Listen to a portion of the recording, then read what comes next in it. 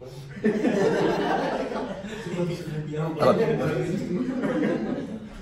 alors vous savez que à Pessah, il y a une mitzvah, c'est connu, de manger la matzah. Et d'un autre côté, c'est interdit de manger le chametz. Alors, je ne sais pas quelles sont vos connaissances exactement, combien d'années d'yeshiva vous avez fait, mais c'est intéressant d'imaginer que quand on prend de l'eau et de la farine et qu'on les mélange, eh bien, on les pétrit, ça fait une pâte, et si on laisse la pâte sans la travailler, au bout de 18 minutes, elle devient chametz.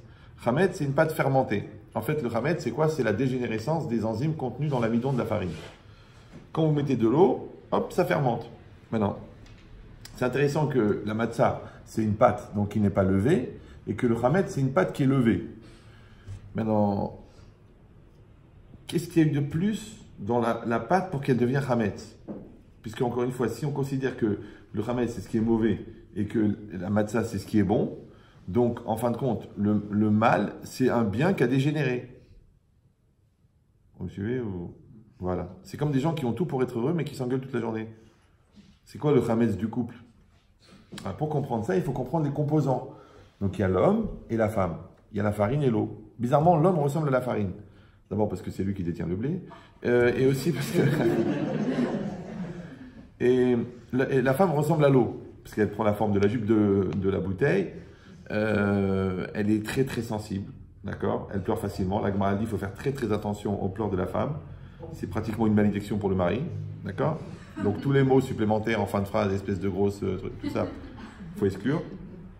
À part ça, l'homme, il est très très fort à court terme. La femme, elle est très forte à long terme. Comme vous prenez un sac de farine, vous tapez avec, vous pouvez casser un mur. Mais quand vous ouvrez le sac de farine et vous soufflez dessus, c'est éparpillé. Ouais. La farine, elle est faite de particules séparées. L'eau, c'est un seul morceau. Quand vous prenez un couteau, vous coupez, vous coupez, vous coupez, ça fait toujours un seul morceau. La femme, elle est plus entière. L'homme, il est plus éparpillé. D'accord? Quand vous prenez un cahier de CM2, par exemple, d'une fille, ben, elle écrit à la ligne, elle souligne, elle met les couleurs qu'il faut, elle dépasse pas l'interligne. Alors que le garçon, tu dis, tiens, il a vomi? Non, il a écrit. Bon, c'est une autre dimension. La fille, très tôt, elle veut se marier. L'homme, il veut se marier, mais pas pour les mêmes raisons. Si possible, en évitant la cérémonie. D'accord, mais c'est-à-dire que la femme, elle est plus dans le long terme, et l'homme est plus dans le court terme. La femme, elle contient le temps en elle. Les règles, elles viennent sans qu'elle le veuille. Le temps de l'accouchement, c'est comme ça. Et la femme, elle sent le temps qui passe. L'homme, il ne sent pas. Par exemple, quand un homme dit à sa femme, je rentre à 8 h, il peut arriver à 8 h 59. Pour lui, il n'est pas 9 h. Alors que la femme, depuis 8 h 05, elle le maudit déjà. Ce que tu m'as dit, 8 h. Donc, l'homme et la femme ne se ressemblent pas. La farine est très très sèche. Je ne sais pas si vous avez déjà essayé de prendre une cuillère de farine à jeun. Ça s'appelle une crise d'asthme. D'accord? Et l'eau est très humide. Le taux d'humidité de l'eau est pratiquement à 100%. Je ne pense pas qu'on peut trouver plus humide que l'eau. Bon. Non? Je vais peut-être baisser le niveau. Donc, c'est quoi l'idée? J'exagère, mais je sens que c'est bien plus grave. D'accord.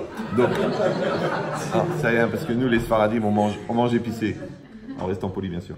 Donc c'est quoi l'idée? C'est que l'homme et la farine ne se ressemblent pas. Pas du tout. Comme l'homme et la femme. Il y en a qui pensent qu'ils ne viennent pas de la même planète. D'accord? Et pourtant, quand on les mélange, ça fait une pâte homogène. C'est très bizarre.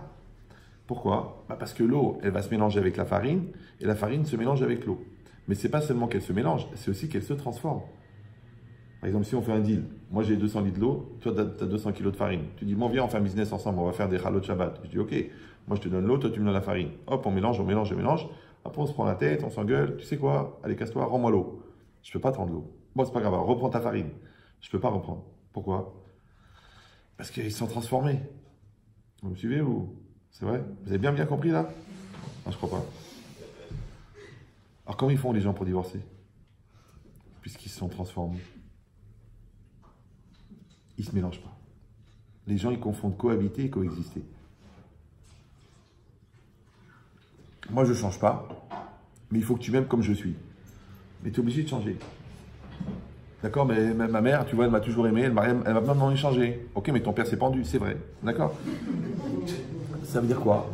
Ça veut dire que l'homme, il est condamné à changer pour sa femme, et la femme est condamnée à changer pour le mari. C'est très rigolo que l'homme, il a beaucoup de mal à exprimer les sentiments, d'accord? Parce qu'il est élevé comme un mec, un vrai mec, d'accord? C'est-à-dire qu'il a de l'intelligence là où il faut, Et, et lui, d'un seul coup, on lui demande d'être romantique, d'exprimer l'amour, de dire je t'aime. Donc on l'oblige à développer entre guillemets le côté féminin. La femme, elle est toute dans les rêves. Vapeur d'eau, collection de fleurs, coordination des couleurs. On lui dit maintenant, il faut gérer 5 enfants, 3 repas par jour, 4 lessives, les cours, les trucs, là, le travail. Elle est obligée de devenir un mec. C'est bizarre. Ouais. Comme si vous savez que le fœtus, quand il est formé à l'intérieur du ventre de la maman, il est bisexe au départ, vous êtes au courant. Et après, il devient ou majoritairement masculin ou majoritairement féminin. Mais si on est bisexe, ça veut dire que dans l'homme, il reste de la femme. D'ailleurs, il y en a que ça rend carrément folle, d'accord? Et fou. Oh là là. D'accord. Et dans la femme, il y a de l'homme. Vous me suivez ou non? Alors en fait, la partie affirmation, structure mentale, elle est masculine, même chez la femme. Et la partie créativité et sensibilité, elle est féminine, même chez l'homme. Maintenant, quand un homme, il a été éduqué en tant qu'homme parce qu'il est homme, donc en fait, dans la silhouette psychologique, il y a une partie qui lui manque.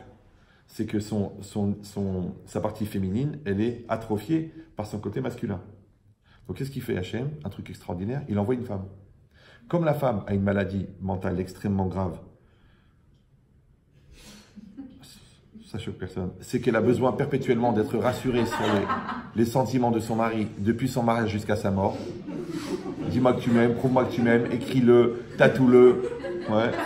Donc l'homme, d'ailleurs comment un homme il épouse une femme? Il lui dit ouais, je te ferai 5 enfants, 3 repas par jour, ma mère pendant 17 ans, elle ne se marie pas. Elle se marie pour une raison, parce qu'il a dit je t'aime. Bien qu'elle aurait dû vérifier l'orthographe parce que lui il écrit J-E-U-X-T-H-E-M-E-S. Mais bon. Il a bien dit qu'il était américain, alors qu'en fait, il a la nationalité marocaine. American. Ouais. Donc, c'est quoi l'idée? C'est que l'homme, il est éduqué homme, on lui envoie une femme. Comme la femme, elle est anorexique au niveau sentiment, donc il va être obligé d'exprimer les sentiments. En exprimant les sentiments, il va compléter sa silhouette psychologique qui était atrophiée par son côté masculin pour qu'il ait cette sensibilité qui va lui donner la silhouette complète. Pareil, la fille, elle est éduquée en tant que femme. Donc on lui envoie un mari. Le mari, qu'est-ce qu'il veut? De l'efficacité. L'efficacité, ça oblige la femme à rentrer dans le monde de l'affirmation. Le monde de l'affirmation, c'est le monde masculin, entre guillemets. D'accord? Donc elle va compléter sa silhouette. La preuve, c'est que quand un homme il veut faire mal à sa femme, il lui dit pas t'es bête, ça il dit tous les jours. Non, il dit je t'aime plus. Elle meurt. Et quand la femme elle veut faire du mal à son mari, elle ne dit pas « je t'aime plus ». Elle dit « t'es un khmar ». Parce qu'il y a une seule personne au monde qui te connaît, il n'y a que ta femme. Tu peux être dans Capitale, tu peux être dans les meilleurs quartiers, tu peux être meilleur vendeur de France, tu peux être en rendez-vous particulier avec le président, mais elle sait que tu fais pipi dans le lavabo. C'est vrai que c'est plus pratique, mais c'est pas hygiénique. Donc ça veut dire quoi? C'est qu'à chaque fois que vous rigolez, c'est un cas personnel. Bon, donc ça veut dire quoi? C'est rien, c'est rien. Donc qu'est-ce qu'on est en train de dire? On est en train de dire que l'homme et la femme sont différents, mais ils sont complémentaires. Le problème, c'est que la complémentarité, c'est la différence assumée. Et c'est là que ça devient compliqué. Pourquoi? Parce que quand tu dis à quelqu'un, mais pourquoi tu t'es marié avec elle? Pas parce qu'elle était différente. Ok. Pourquoi tu veux la quitter? Parce qu'on est trop différents. Alors tu sais pas, est-ce que la différence, ça rapproche ou ça sépare? C'est très simple. La différence, c'est comme les pierres. Avec les pierres, tu peux faire un pont ou tu peux faire un mur. Tu veux ou non? Soit tu vas te servir de la différence pour grandir grâce à l'autre. Et l'effort de grandir, il va t'obliger à te mélanger, à assumer, à faire un avec l'autre. Et en fin de compte, c'est ça qui nous rapproche. Ouais, ça s'appelle la com-union. Comme la communication, communiquer, communiquer comme un, comme un. Maintenant, quand on ne communique pas, on n'a rien en commun. Quand on n'a rien en commun, au bout d'un moment, on peut se demander qu'est-ce qu'on fait ensemble, puisqu'on n'a rien en commun. Donc le but, c'est de fabriquer de la com-union. Maintenant, union, c'est un. Un, c'est quoi en hébreu? C'est echad. Echad, c'est la valeur numérique 13. Et 13, c'est la même valeur numérique que Ahava. Et Ahava, c'est amour. Donc l'amour, c'est de faire un. Je sais que vous n'aviez pas besoin de venir pour ça. Vous avez déjà eu Jacques McBrand. Non, mais c'est intéressant. Parce que si aimer, c'est faire un, donc quand c'est marqué dans la Torah, Ve'a afta l'ereacha kamocha, tu aimeras ton prochain comme toi-même, et c'est une mitzvah positive, parce que vous savez qu'il y a deux genres de mitzvot dans la Torah. Il y a des mitzvot positives, c'est-à-dire il faut agir. Il y en a 248, et 365 mitzvot négatives, ce qu'on appelle des interdits. C'est-à-dire 365 fois la Torah, elle a dit ne fais pas cela, ne vole pas, ne tue pas, ne mange pas du cochon. Et 248 fois la Torah elle a dit fais cela. Alors c'est très bizarre, parce qu'il y a une mitzvah dans la Torah qui s'appelle tu aimeras ton prochain, et qui a été reprise il y a 2000 ans par une pop star qui s'est pris pour Dieu, mais elle est très vite épinglée. D'accord? Et d'un autre côté, vous avez un taux de réactivité qui est proche du coma. Je ne sais pas si c'est la moyenne d'âge, mais d'un autre côté, il y a un interdit de la Torah qui s'appelle l'otisna et achicha. Tu ne haïras pas ton prochain. Maintenant, la Torah, elle a demandé de ne pas haïr son prochain, et en même temps, la Torah, elle a demandé d'aimer son prochain. On a dit que Ahava, c'est la même valeur numérique que Echad, donc aimer, c'est faire un. Mais tisna, l'otisna, sin'a en hébreu, sin'a, c'est la haine. Au niveau phonétique, ça ressemble à shnaim. Sin'a, shni'a, ouais, shnaim. Shnaim, c'est quoi? C'est deux. Maintenant, la Torah, elle t'a obligé à faire un avec l'autre, et elle t'a interdit de faire deux. Je ne sais pas si vous me suivez. D'accord? Donc, ça veut dire que, et la mitzvah d'aimer, c'est une mitzvah active, il faut le faire, comme mets les téphilines, rentre dans la souka, rentre dans le mikvé, il faut agir. Par contre, dans l'interdit, il faut ne pas agir. Ce qu'on appelle en français faire preuve de retenue. D'accord? Je me retiens de voler. Ne vole pas, je me retiens. Donc, les interdits, c'est faire un effort de retenue. Et par contre, la mitzvah positive, c'est faire une mitzvah, c'est un acte actif de se mettre en phase avec une certaine réalité. Maintenant, c'est très bizarre, parce que nous, on fait exactement l'inverse. Donc la Torah nous a demandé d'être actifs dans l'amour et passifs dans la haine. Nous, on est actifs dans la haine et passifs dans l'amour. C'est-à-dire que l'amour, on pense que c'est des sentiments, c'est un espèce de truc magique. Ça vient, ça va, ça part. Moi, les gens, ils m'appellent, ils disent Ramet Chetrit, les sentiments ne sont plus là. Le mec, il se lève un matin, je l'aime plus. Voilà. Je sais pas pourquoi, je sais pas. On s'est mariés, on a 4 enfants, j'ai plus de sentiments. Ah, qu'est-ce que je peux faire? Est-ce que je dois me forcer? Est-ce que je dois souffrir tout le reste de ma vie? Il y a des gens comme ça, c'est très bizarre. Je lui dis, mais est-ce que tu t'es rendu compte que tu n'aimais plus ta femme depuis que tu es tombé amoureux de ta secrétaire? Effectivement. Effectivement, il y a une espèce de... Parce que les goïms, ils ont une phrase, ils disent que l'amour s'arrête là où la comparaison commence. Ça s'appelle le focus. Mais avec un S, il faut bien prononcer. C'est que quand tu es focus sur ça, le reste est flou. Vous me suivez ou non? Donc quand tu es focus sur ta femme, les autres femmes sont floues. Mais quand tu es focus sur une autre femme, la tienne est floue. Quand tu es focus sur ton travail, ta famille elle est floue. Quand tu es focus sur toi-même, le reste du monde est flou. C'est ça le problème. Sur quoi tu es focus? Alors le Rav Etzraïm, il dit que chez Atakovea et Taïkar, Atakovea et Aftafel. Lorsque tu fixes l'essentiel, tu fixes le superficiel. Mais sache que le superficiel, il va naturellement être fixé par le fait que tu fixes l'essentiel. C'est comme ça. Alors c'est un problème. C'est pour ça qu'il y a des gens qui veulent rien fixer. Comme ça, ils n'ont pas de problème. Mais du coup, tout est superficiel. Ou alors, il y a une autre manière. Si vous avez déjà pris une photo avec un appareil qui n'est pas numérique et qui n'est pas en autofocus, justement, vous êtes obligé de faire vous-même la mise au point. Vous savez ça, oui? Vous n'êtes pas si jeune que ça, quand même. D'accord. Eh bien, comment on fait pour prendre une photo sur l'horizon et que tout soit net? Plan large. Plan large. Et quoi encore? Plus l'infini. Quand tu te mets sur infini, c'est net. C'est intéressant. Et l'infini, c'est quoi? C'est l'essentiel. Et l'essentiel, c'est l'essence du ciel. Et l'essence du ciel, c'est Hachem. Donc à chaque fois que tu danses, tu donnes un sens essentiel à tout ce que tu vis, tout est au même niveau. Parce qu'il n'y a pas de détail. La preuve, un petit geste, ça fait plaisir. D'accord? Un mot mal placé dans une situation de fragilité, ça peut amener une dépression ou un suicide. T'en sais rien. Tu dis, oh, ça va, pas exagérer. Moi, je t'ai charrié devant des copines, mais c'était pas une raison de te jeter du 8e. Le problème, c'était la dose.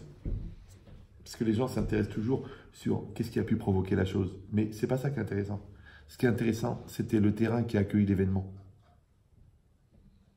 La maladie n'est pas dangereuse. C'est le terrain qui est dangereux. Si le terrain est faible, la maladie est dangereuse. Si le terrain est fort, la maladie n'est pas dangereuse.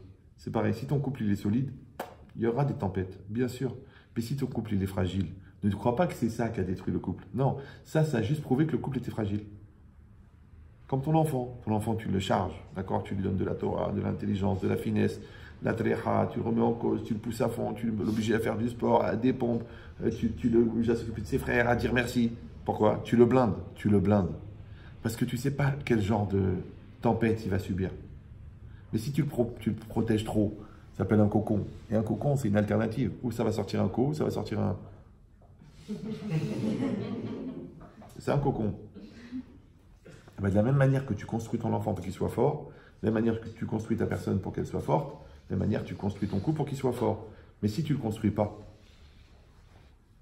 moi personnellement j'ai eu à peu près 1800 couples en consultation, c'est-à-dire à peu près 6 heures de suite, et peut-être 30 000 au téléphone. Donc je ne suis pas un spécialiste, je suis le spécialiste. D'accord?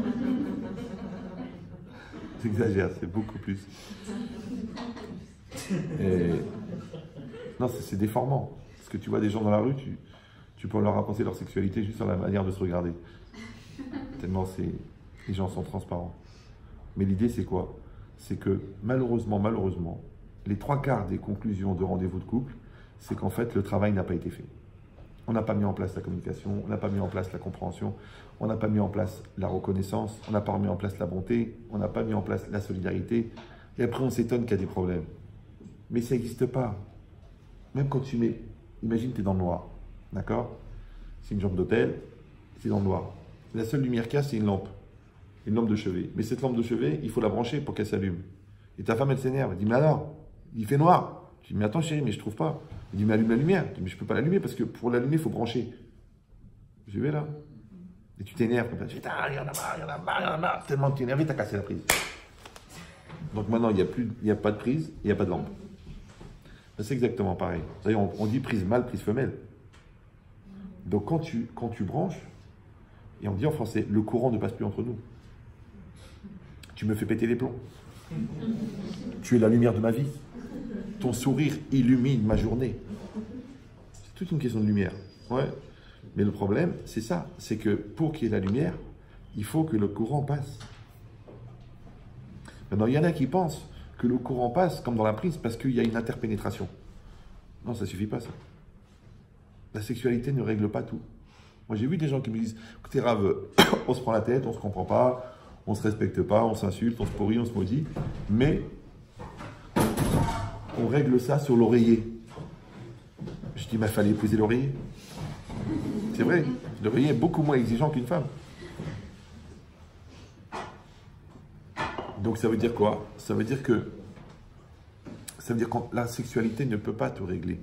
Je veux dire pourquoi? Parce que dans la Torah, moi j'ai eu la chance de ne pas faire d'études. Parce que quand tu dois apprendre tout ce qui est faux pour savoir ce qui est vrai, tu perds un temps fou. Surtout qu'eux-mêmes, ils pensent que la dernière théorie, c'est la vraie. Donc ça veut dire que tous les autres d'avant, ils sont faux. Même si tu veux ou non. Maintenant, si tous les autres d'avant sont faux et que la dernière, elle est vraie, donc quelqu'un qui connaît tout, il connaît plus de faux que de vrai. Donc celui qui connaît plus de faux que de vrai, comment il espère penser vrai? À 17 ans, je dis que tu étais disserte de philo. Donc c'est quoi l'idée? C'est qu'une personne, elle doit savoir que si elle n'a pas construit, elle n'a rien.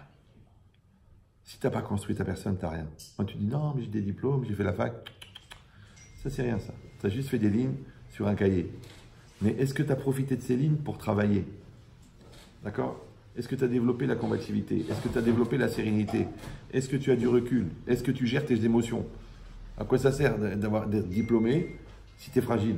À quoi ça sert d'avoir fini de Polytechnique si tu n'as aucune confiance en toi? Quand tu vas arriver devant la réalité, elle va te renvoyer quoi? Un problème de maths? Non, elle va te renvoyer, est-ce que tu es prêt à assumer? Et toi, justement, c'est ça ton problème. Tu dis, je peux te faire tout le reste, mais pas assumer. Alors, si tu ne peux pas assumer, à quoi ça sert? Eh bien, le plus grand exercice de la vie, c'est le couple. Mais le couple, c'est la rencontre de deux personnes. Et deux personnes, c'est que chacune des personnes a fait déjà un travail avant le couple. C'est ça l'erreur. C'est que les gens, ils pensent épouser la personne qui leur évitera de faire le travail. Mais Dieu, il existe. Ça vous dit quelque chose? Donc Dieu, il va te faire rencontrer exactement la personne que tu as besoin de rencontrer. Mais si toi, tu as l'habitude de fuir ce qui est bon pour toi, donc tu vas rencontrer ce que tu fuis.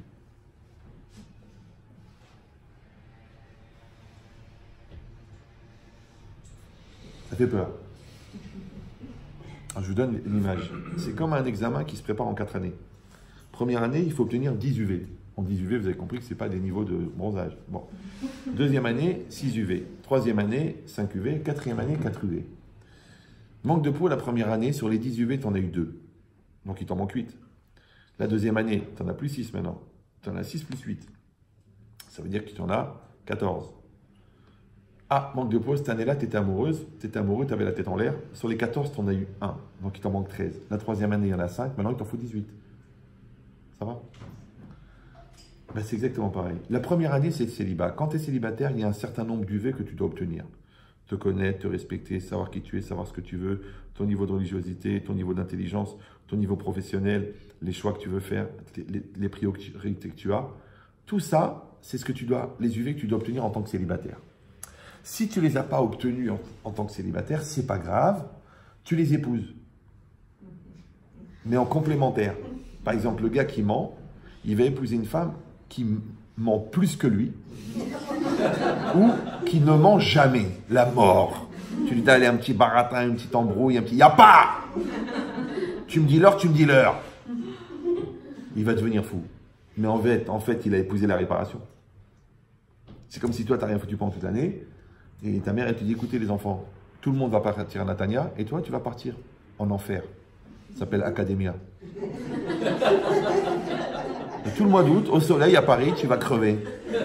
Mais en vérité, qu'est-ce que tu fais? Tu payes ce que tu n'as pas fait avant. C'est comme si on vient, on saisit la maison, tu dis, mais pourquoi, je suis maudit, c'est l'Aïnara, c'est le short de ma belle-mère. Non, c'est juste que tu n'as pas payé ton crédit. C'est un truc débile, tu payes le crédit, il te laisse la maison. Tu payes pas le crédit, il t'enlève la maison. C'est pareil, tu fais des promesses, tu les tiens pas, on ne croit plus à tes promesses. Ça, on dit la malédiction du menteur, elle dit la Gemara, c'est qu'on ne croit plus même quand il dit la vérité. Alors toi, tu dis, mais moi je mentais, c'est pour arranger les choses, c'est pour arrondir, c'est pour que ça, parce que je ne veux pas t'angoisser, je ne veux pas te stresser. Ok, mais je te crois plus. Donc même quand tu me reconnais que tu mens, je te crois plus. Je sais que c'est grave. Donc ça veut dire quoi? Ça veut dire qu'en première année, je travaille ma personne. En deuxième année, je complète le travail de ma personne parce qu'on m'envoie quelqu'un qui va exiger de moi exactement ce que je n'ai pas travaillé. Donc moi, je deviens l'outil d'évolution de ma femme devient l'outil d'évolution chez moi. Imagine, elle était en l'air comme ça, rêveuse, elle épouse un ingénieur. Trac! Ouais, lui, il est rigolo, comme ça, léger, gigolo, baba. Il épouse l'architecte, 5 cm, 21 mm. Tu dis, ça va, c'est bon, en gros, il n'y a pas. Tu t'assois, tu reprends ta règle, tu mesures, tu calcules le coefficient. Puis je vais mourir. C'est que le début. D'accord? Donc ça veut dire quoi? Ça veut dire que ça s'appelle la complémentarité. Maintenant, celui qui veut grandir, la complémentarité, il va adorer ça. Parce que c'est ce qu'il voulait. Mais celui qui n'aime pas l'école, il fait des cauchemars à 38 ans de l'école. Parce qu'il fuit. Parce que grandir, chez certains, c'est souffrir. Alors quand tu fais de la muscule, ça ne dérange pas d'avoir mal au bras. Parce qu'après, tu as des bras comme. C'est une marque. Ouais. Mais c'est lui qui s'en fiche d'avoir des gros bras. Il n'a pas envie d'avoir mal. Donc celui qui ça n'intéresse pas d'être intelligent, il ne va pas se prendre la tête. Il dit, ça me prend la tête. Tu me réfléchis, c'est l'avenir de nos enfants. Oh, tu me saoules, t'as qu'à t'en occuper. Tu vois bien que je suis en train de voir une série là. J'ai pas la tête. Attends, mais t'as une fille anorexique et ton problème c'est la série. Mais c'est les problèmes qui vont venir en série bientôt. Donc ça veut dire que ce que tu n'as pas réglé en tant que célibataire, tu l'épouses. Ça va pour le moment? Super. Après, dans ton couple, tu vas travailler. Toi, tu vas travailler avec toi-même. Moi, je vais travailler avec moi-même. Moi, je vais travailler avec toi. Toi, tu vas travailler avec moi. Moi, je vais travailler pour toi. Toi, tu vas travailler pour moi. Moi, je vais évoluer grâce à toi. Toi, tu vas évoluer grâce à moi. Super. Attention. Tout ce qu'on n'a pas réglé en tant que couple, on l'accouche. Ah ben, qu'est-ce que vous croyez, vous? Si la vie était Disneyland, on le saurait. Donc, quand tu vois le gosse, Je dis, mais d'où il sort ce Brel? Heureusement qu'on l'a appelé Jacques. D'accord?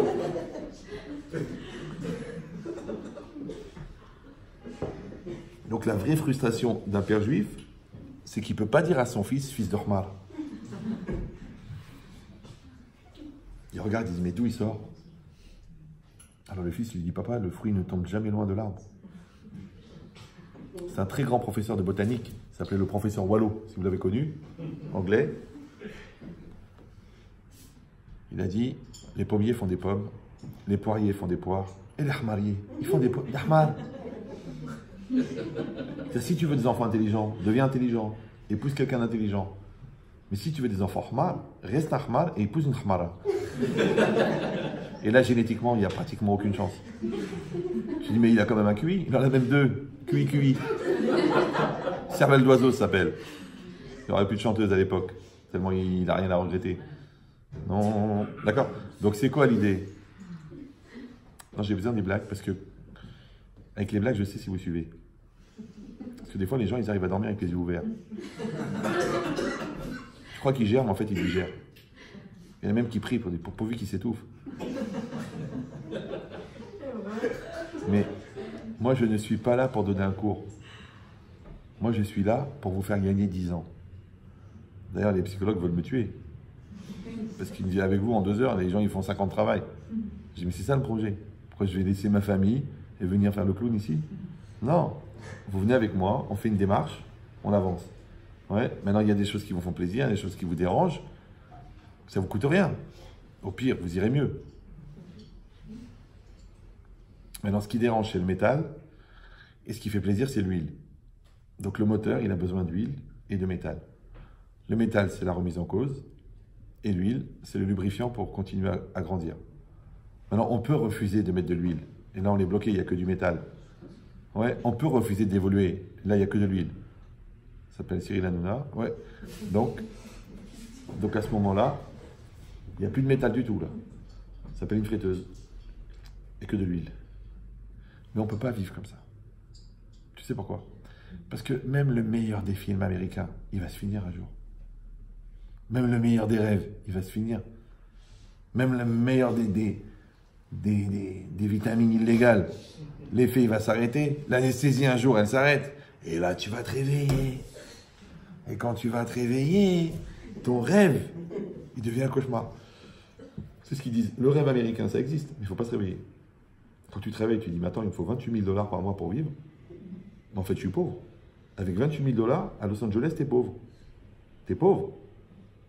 La scolarité, ça coûte 1 500 $ à la maternelle. C'est que l'école primaire, c'est 3 000 $ par mois.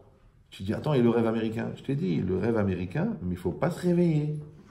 C'est pour ça qu'ils ont légalisé la... Bon, j'en vois qui s'extasient, mais il faut rester conscient, d'accord? Mais c'est ça l'idée. L'idée, c'est que l'homme et la femme ne se ressemblent pas. D'accord? Mais toi et la vie aussi, ça ne se ressemble pas. Toi et la réussite aussi, ça ne se ressemble pas. Pourquoi? Parce que cette différence-là, c'est ça qui t'encourage à changer, à grandir. Je vous dis, l'haltère, elle est lourde. C'est vrai, des fois tu te dis, mais attends, mais pourquoi prendre des haltères tellement lourdes? Je vais prendre des haltères en polystyrène. C'est vrai, mais ça ne fait pas grossir les muscles. Pourquoi faire des grandes études? Ça ne sert à rien. Tu fais un BEP de pâtisserie, c'est bon. Qu'est-ce que tu as besoin de faire sup déco? Ça ne sert à rien. Quand le gars, tu vois pas qu'il n'a pas la même tête à la fin. Et puis, il n'a pas les mêmes responsabilités. Parce que l'autre, il gère son gâteau. Et l'autre, il gère une chaîne de 400 pâtisseries.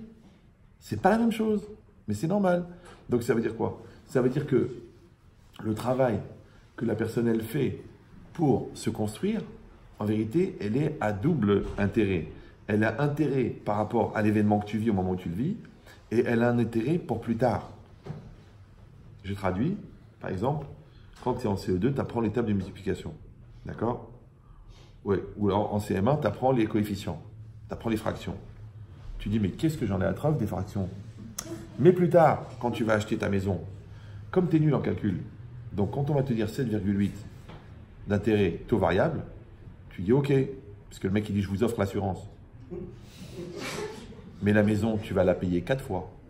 C'est dommage que tu ne sais pas faire les calculs. Vous me suivez ou...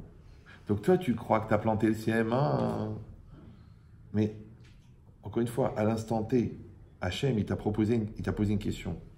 La vie, elle t'a posé une question. Quand tu réponds à la question, tu as deux intérêts. Premièrement, tu réponds à la question. Deuxièmement, tu développes un niveau de maturité qui va te servir plus tard.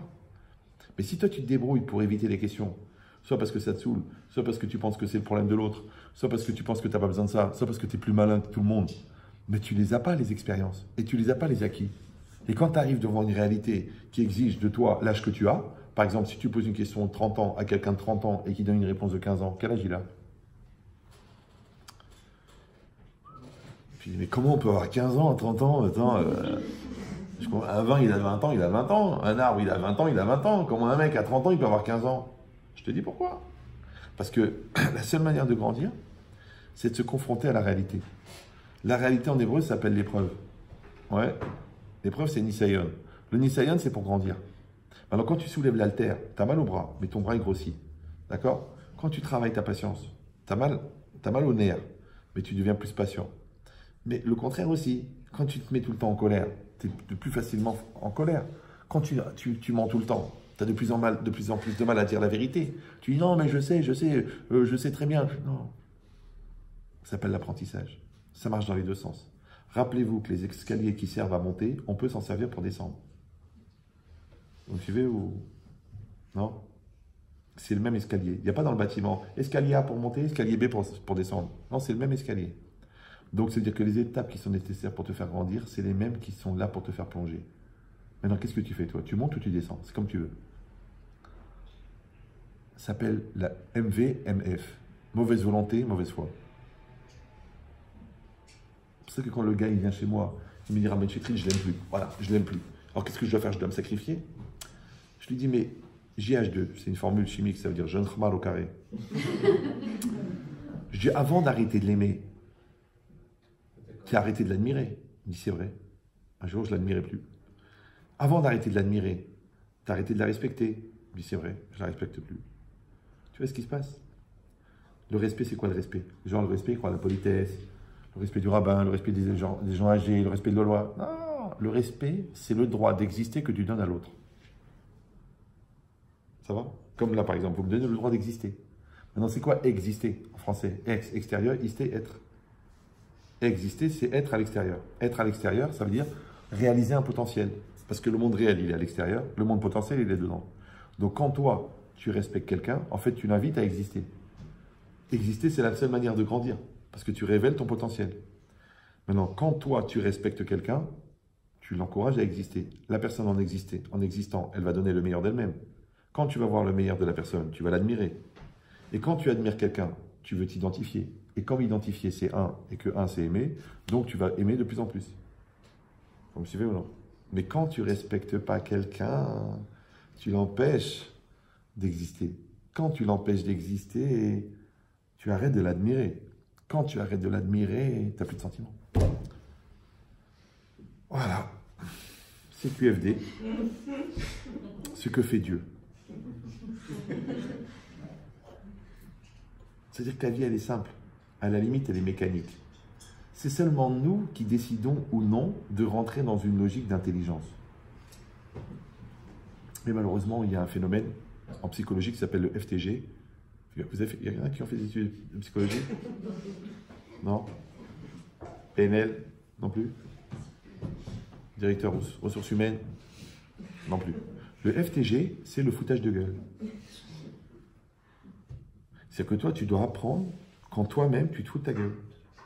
Alors, si tu t'en rends pas compte, parce que tu légitimises ta bêtise, tu continues à accuser l'autre, tu te crois objectif, mais tu vois que le mal chez l'autre, et tu as un problème. Il faut aller consulter. Mais tu vois pas le bien.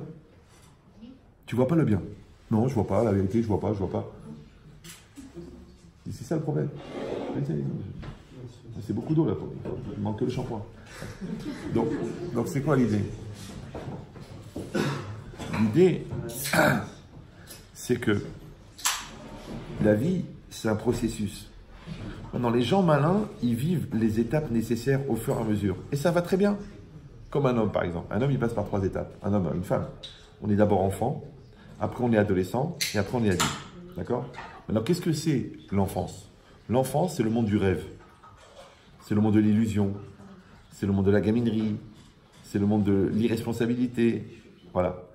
Après, le monde adulte, c'est quoi? Ben, c'est l'âge de la responsabilité, c'est l'âge de la maturité, c'est l'âge de l'affirmation, c'est l'âge de la responsabilité. Mais entre les deux, il y a quoi? Qu'est-ce qu'il y a entre l'enfance et l'adolescence? Et l'adulte, je l'ai dit. L'adolescence. D'accord? Très, très intéressant. Alors, c'est quoi l'adolescence? Eh bien, c'est la fin du rêve et la rentrée dans le monde adulte. Comment on appelle le renoncement au monde du rêve et l'obligation difficile de rentrer dans le monde des adultes? On appelle la crise d'adolescence.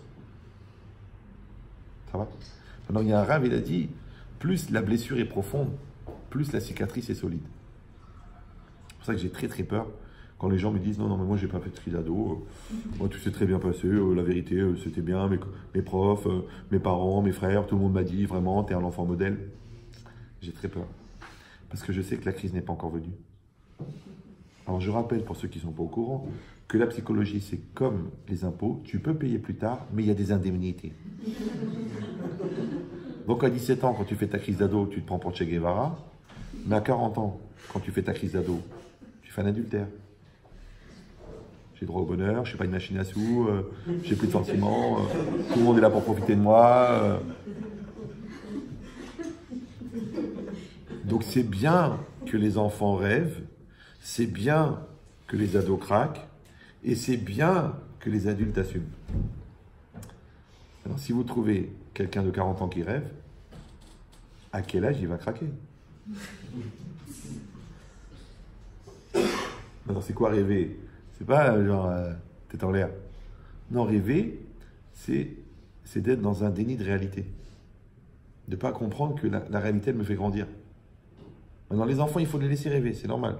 Parce qu'en fait, tout le cumul d'insouciance, d'amour, de douceur, de tendresse qu'ils reçoivent, c'est cette réserve-là qu'ils vont utiliser au fur et à mesure de leur vie jusqu'à ce qu'ils aient l'indépendance de pouvoir fabriquer eux-mêmes la manière de régénérer leur réservoir d'amour. Mais en attendant, il faut les charger. C'est pour ça que les enfants qui ont une enfance difficile, c'est très rare qu'ils ont une vie adulte normale. Pourquoi? Parce que soit ils veulent rattraper ce qu'on leur a volé quand ils étaient petits, ouais, soit c'est qu'ils n'arrivent jamais à le rattraper. Donc ils sont ou dans l'exigence, c'est des gens ce qu'on appelle laxatifs. Ils sont tout le temps en train de dire ouais, pourquoi tu m'as pas fait ça, pourquoi tu me donnes pas, tu m'aimes pas assez, tu me crois pas assez, tu me fais pas confiance, tu me prêtes pas l'argent, tu m'assumes pas. C'est des gens qui sont tout le temps en train d'exiger, ce qui génère chez l'autre une facilité de transit incroyable. Des gens laxatifs. Des fois même le numéro il apparaît, tu dis il faut que j'aille aux toilettes. C'est un truc incroyable. Le gars il génère chez toi, tu dis mais qu'est-ce qu'il me fait? Ah oui. D'ailleurs, j'ai proposé à plusieurs personnes d'ailleurs de changer de branche et de se lancer dans la thérapie de la constipation parce qu'ils ont une capacité mais incroyable à faire descendre des éléments, quoi. Il y en a, ils ne se rendent même pas compte. Une fois, j'ai dit à quelqu'un, j'ai parlé pendant 1 heure, je dis sois patient, sois à l'écoute, arrête de te prendre la tête, sois sympathique. Le mec, ah non, à la fin, je lui dis, tu sais quoi, t'es chiant. Je ne sais plus quoi dire. J'aime pas employer des mots comme ça. Mais des fois, ça définit tellement bien la personne, tu te dis, mais c'est pas possible. Le mec, on dirait que la vie est une cuvette pour lui, d'accord? Donc, je rappelle, pour ceux qui ne sont pas au courant, je ne sais pas quel niveau de libéralisme mental et moral vous avez, qu'aux toilettes, on y va seul. Même en Suède, où ils sont très très cool, même quand il y a marqué toilette publique, il y a une seule cuvette. C'est rare que tu rentres dans un toilette, il y a 3 cuvettes, avec des journaux, un téléviseur, des sandwichs. Tu me dis, c'est normal, toilette, on va seul. Alors moi, je pose la question. Malgré toute l'évolution des mentalités, pourquoi aux toilettes, on y va seul, et la salle de bain, on y va seul? C'est vrai, même si le gosse, il dit, maman, je vais prendre une douche. La mère, elle dit, bon, laisse ouvert, je vais te frotter le dos. Alors, le gosse dit, maman, j'ai 18 ans, c'est bon. Pourquoi? Mais ça va, je suis ta mère, hein, je t'ai allaité, ça va, c'est bon. Hein. Tu sais d'où t'es sorti, abruti, hein? Pourquoi? Alors, je vous donne un secret. Ça, vous pouvez vraiment l'écrire, le graver, en faire un tableau, le mettre dans le dos de votre mari. Tiens, tourne-toi, je vais réfléchir. D'accord? Les endroits où tu te débarrasses de ta crasse, tu n'es pas obligé d'inviter les gens que tu aimes. Maintenant, chacun d'entre nous, il a de la crasse. Ouais, on va tous aux toilettes. Baruch Hashem. Les gens qui n'y vont plus, ça s'appelle une occlusion mentale. La dernière fois que j'ai fait un lapsus, c'était à 6 ans et demi. D'accord? Donc ça veut dire quoi? Ça veut dire que quand la personne, elle est kéblo de la tête, d'ailleurs on dit elle est constipée, ouais, elle va aux toilettes. Maintenant, on a tous des déchets, on a tous des saletés, on a tous des erreurs, on a tous des bêtises, on a tous des tendances, on a tous envie de faire des lourdeurs. Pour ça, tu t'isoles, tu vas dans un endroit et tu fais ta crasse. Mais c'est pas parce que tu as de la crasse que tout le monde doit profiter de ta crasse. Parce que tu es mal dans ta peau, tout le monde doit être malheureux. Parce que tu as perdu au loto, tout le monde doit pleurer. Parce que tu es énervé, tout le monde doit s'angoisser. Parce que tu soupçonnes, tout le monde devient parano. Non! Même si tu as marché dedans, c'est la tienne, tu la gardes. Même si ça porte bonheur. Ouais. Mais tu n'es pas obligé de l'étaler partout sous prétexte que chacun doit sentir ton problème. Vous me suivez ou non? C'est le minimum du respect de l'autre. Mon père, Zichron Bracha, puis il est parti d'un cancer. Le médecin, il disait, mais je ne comprends pas. Il devrait se tordre de douleur. Alors on allait le voir, papa, mais t'as mal? Il dit, bien sûr, j'ai mal. Mais pourquoi tu ne dis pas? Et pourquoi je vais vous le dire? Et l'autre, il s'est tordu le doigt sur Facebook. Tout Paris est au courant. Ah, j'ai mal, je vais mourir. C'est la fin. Je vais me suicider. Mais rien, le mec, il tenait mal à la souris, il était nerveux, il a fait comme ça, trac, il avait peur de rater une vente flash, trac, il s'est tordu le doigt. Tu dis, tu tords le doigt. Toute la France est au courant. Donc la logique, c'est ça. C'est qu'une personne, elle doit créer ce qu'on appelle une autonomie existentielle. Et en même temps, elle doit exister. Mais seulement, elle ne doit pas exister au détriment de l'autre. Ça s'appelle le respect mutuel.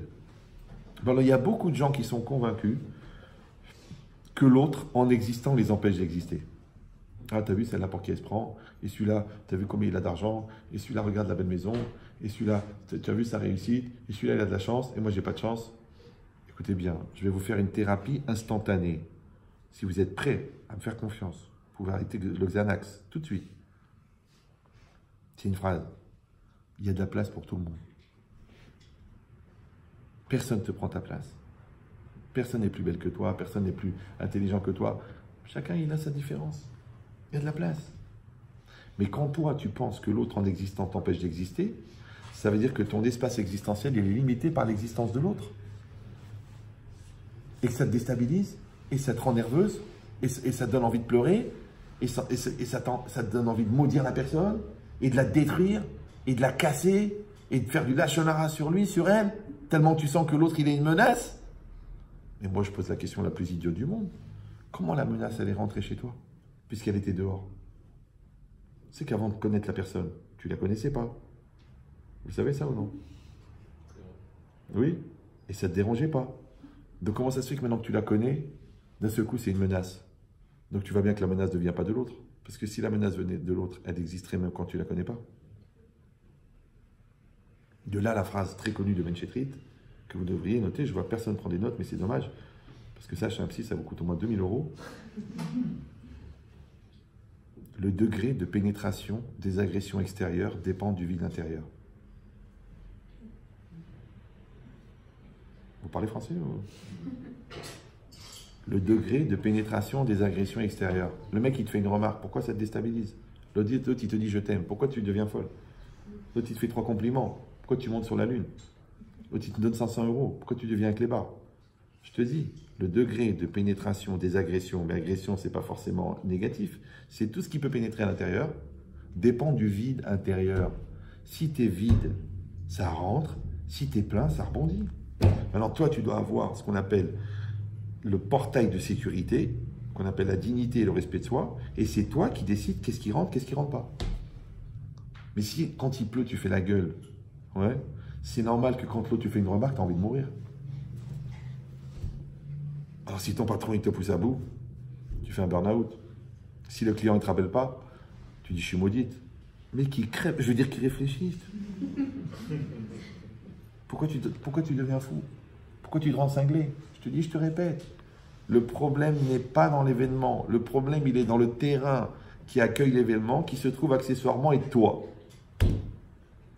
Parce qu'il y en aura des tempêtes, il y aura des chocs, il y aura des deuils, il y aura des souffrances, il y aura des remises en cause, comme il y aura des bonheurs. C'est ça que les gens ne comprennent pas. Parce qu'ils disent, quand il y a un malheur, Hazvé Shalom, Simsilenu, le tout.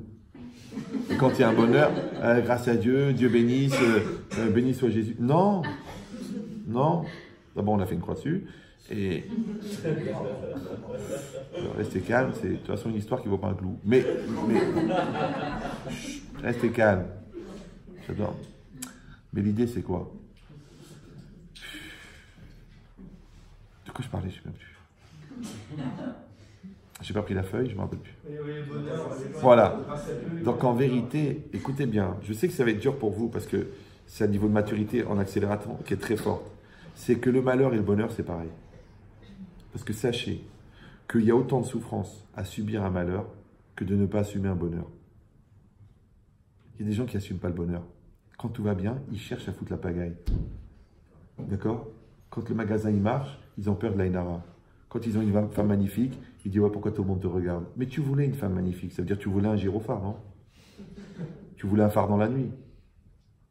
Alors maintenant, on la regarde. Après, il dit ouais, t'as vu le mec qui t'a regardé? Pourquoi il t'a regardé? Mais qu'est-ce que tu veux que je devienne moche? Tu veux que je me balafre la gueule? Tu veux que je m'inonde avec de l'acide? Alors tu veux une belle meuf et maintenant tu veux pas qu'on la regarde? Mais t'es un malade. C'est comme les mecs qui font la guerre au paparazzi sous prétexte qu'ils n'ont plus de vie privée. Mais c'est toi qui voulais devenir une personne publique.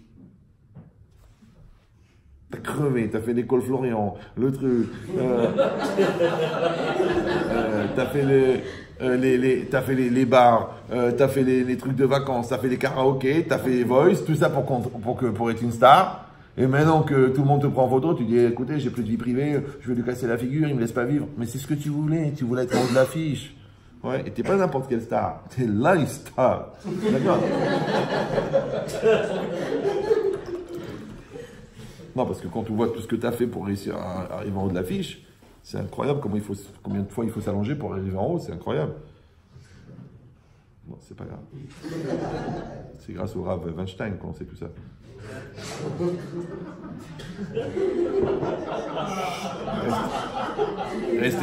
Restez concentrés en un seul mot. Mais c'est quoi l'idée? Concentré en un seul mot. Ou concerné en deux mots. C'est pas grave. Donc qu'est-ce qui est marqué ici? Ici c'est marqué que l'eau et la farine vont faire de la pâte. Et la pâte, elle est condamnée à fermenter. Maintenant, il y a deux manières de faire une matzah, c'est-à-dire un pain qui n'est pas fermenté. Il n'y a que deux manières. Soit tu mets la pâte au four avant qu'elle fermente, donc tu arrêtes le phénomène de fermentation, soit tu continues à pétrir la pâte. Mais il n'y a que deux manières de sauver ton couple. Soit tu continues à travailler ton couple, tu pétris la pâte, soit tu finalises les choix que vous faites ensemble. On a un problème avec l'argent, on parle d'argent, on pose le problème de l'argent. On fixe des règles, on les met en application, on voit que ça nous a fait du bien et on a monté un niveau de maturité dans notre couple. On a fait une matzah avec le problème d'argent. On a un problème avec les parents, on va gérer ça. On a un problème avec l'intimité, on va en parler. Mais chaque chose, tu peux faire des matzot. Mais qu'est-ce qu'ils font les gens? Ils posent le problème, ils commencent à en discuter et ils laissent pourrir. Ah, de toute façon, ça me saoule. Eh ben, écoute, si t'es pas content, de toute façon, tu n'es jamais satisfaite. Et puis toi, tu as des besoins bizarres. Tu es un mec zarbi. Tu as vu trop de films qui sont ni pour nous, ni pour vous. Ah, vous êtes en train de faire du Hametz tous les deux. Malheureusement, les gens sont ignorants. Même dans l'intimité, il n'y a pratiquement rien qui est interdit par la Torah. Le problème, c'est l'esprit. Est-ce que tu viens pour consommer ou est-ce que tu viens pour donner? Quand tu donnes, tu t'investis. Quand tu prends, tu détruis. C'est pour ça que nous, on donne, la mitzvah, c'est de donner du plaisir. Et dans la rue, c'est de prendre du plaisir. Maintenant, prendre, ça sépare. Parce que quand tu manges une banane, tu ne gardes pas la peau. C'est pour ça que les gens, ils se séparent. Parce qu'ils consomment. Alors que dans la Torah, il faut investir. Tu fais un dans la tête. Ensuite, tu fais un dans le cœur. Et ensuite, tu fais un dans le corps. Tu ne peux pas aller directement comme ça, dire, bon, allez, on couche. Mais du coup, je suis un animal, moi, ou quoi? Ben ça c'est une dynamique de donner. Et donner, c'est construire. Parce que je ne vais pas donner à un objet. Maintenant, vous savez combien d'années elle met une femme pour ne plus être l'objet du désir de son mari?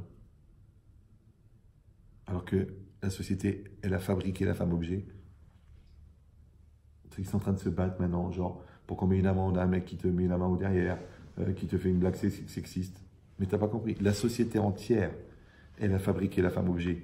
Pourquoi sur les pubs, ils mettent des jambes? Mec, tu loues une voiture, il y a 2 jambes. Quel rapport maintenant? Je veux louer une voiture. Il y en a même qui demandent, qui veulent louer les jambes. Ouais. C'est-à-dire que quand ils disent oui, vous les religieux, vous êtes des obsédés. Mais quand tu vas voir un spécialiste du marketing, pourquoi le mec il met une femme sur la pub? Il a bien compris. C'est ce qui est écrit dans la Torah, c'est une réalité physique. Si un homme il entend une chaussure qui passe, il ne se fait rien. Mais s'il entend des talons, il se retourne. C'est normal parce que c'est les talons en lui qui réagissent. C'est pour ça que c'est marqué Vélo Tatoru, vous ne vous détournerez pas après vos cœurs et après vos yeux. Mais non, il faut dire le contraire. D'abord tu vois, après tu convoites. Non, non, non, la Torah dit d'abord tu désires, après tu vois. Je ne sais pas si vous me suivez. C'est pour ça que la nudité, elle est toujours plus attirante quand elle est cachée que quand elle est dévoilée. C'est pour ça qu'une femme à moitié nue, elle est plus excitante qu'une femme qui est entièrement dévoilée. C'est pour ça qu'une femme interdite, elle est plus excitante qu'une femme permise. D'ailleurs, 87% des arrêts cardiaques qui viennent pendant les relations sexuelles, c'est avec la maîtresse, c'est pas avec la femme. Donc le mec, il va pas mourir avec sa femme d'un arrêt cardiaque. Par contre, avec sa maîtresse, il est tellement excité qu'il fait un arrêt cardiaque. C'est un syndrome. D'ailleurs, il y a une thèse qui a été écrite qui s'appelle Je l'aime à mourir et il est mort. Donc ça veut dire quoi? C'est que si tu aimes la personne avec ton corps, c'est que le mal qui est en toi, il s'est assimilé avec ton jeu. Le jeu en hébreu, c'est ani, ça s'appelle animal. Mais tu dois aimer la personne avec ta tête, après tu dois l'aimer avec ton cœur, et après tu dois l'aimer avec ton corps. Alors le corps, maintenant, il devient l'agent du cœur et de la tête. Mais si quelqu'un, tu lui parles jamais, tu la comprends pas, ça t'intéresse pas ce qu'elle raconte, que tu n'as aucun sentiment, mais que tu as des besoins équatoriaux, c'est-à-dire la partie la plus chaude de la planète, alors combien de temps ça peut durer? Combien d'années tu peux manger la même pizza?